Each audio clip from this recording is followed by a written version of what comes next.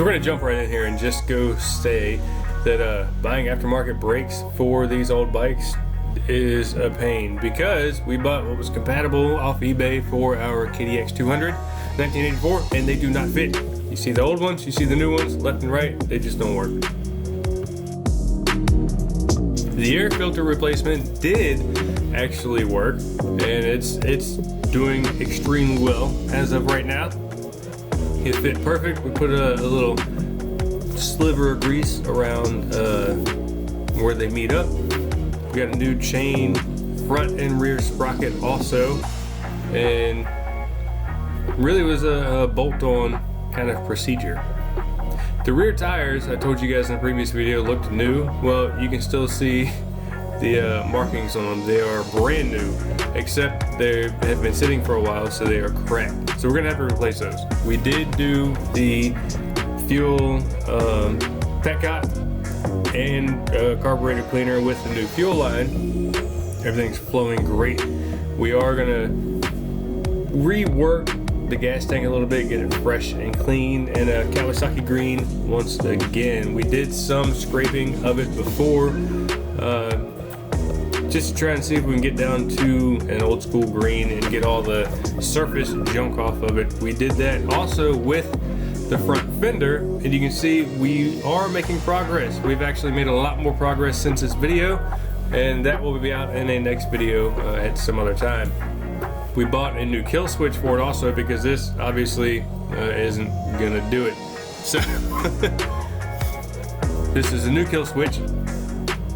We pretty much are gonna take the old one off, put the new one on, give it a couple kicks, and make sure that it does do its job.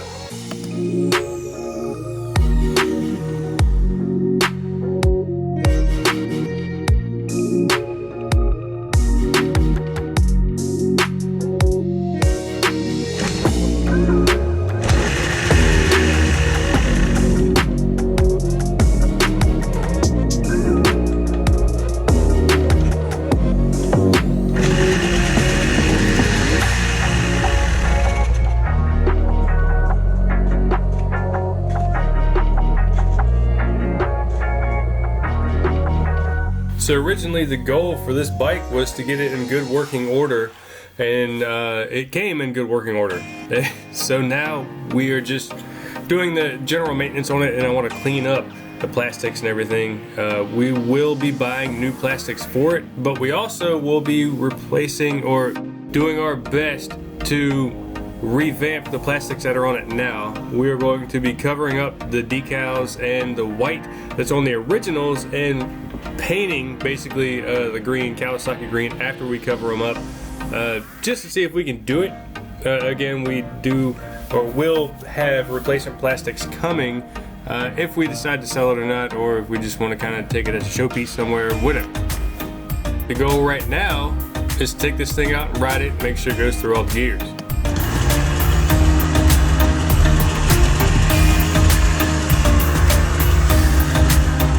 Surprising as it is, this thing is actually idling pretty well in the cold.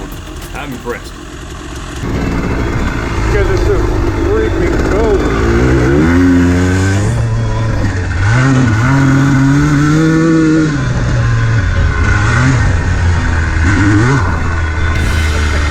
Even though it was cold, I wanted to push it a little further than our comfort zone, just because the amount of the great shape that this thing is in.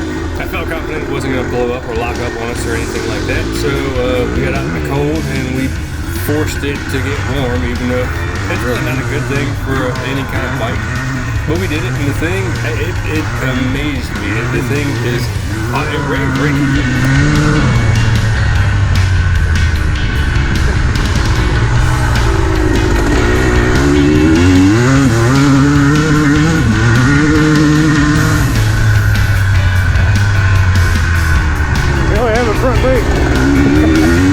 A little difficult running around in the snow with brand new old tires that are cracked and not having rear brakes. If you guys know any of my race videos, you know I solely rely on the rear brakes to lock up in the corners, and it's a new discipline now with no rear brakes.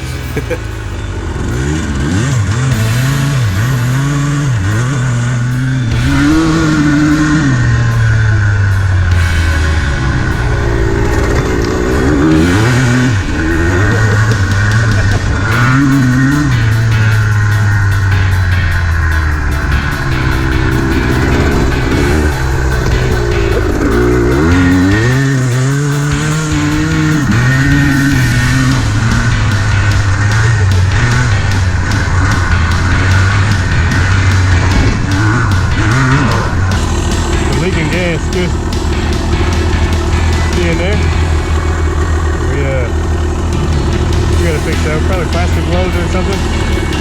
I don't want to put a new tank on it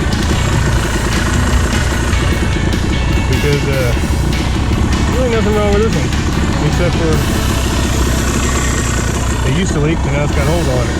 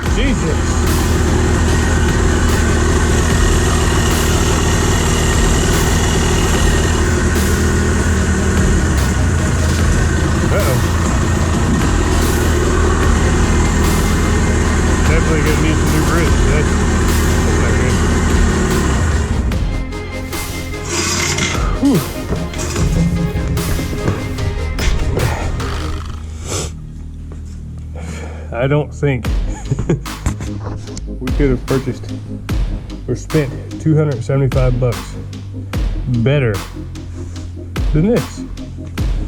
I mean,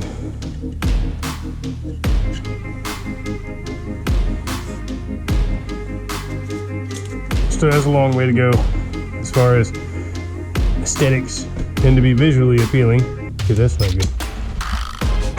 But overall, I think we are very pleased with this purchase and the new addition to our collection. The more I work on this thing and I look at it and now get to ride it, the more confused I am as to why it was so cheap. We will be addressing the suspension and the rear brake. The wheel bearings feel fine. They feel okay.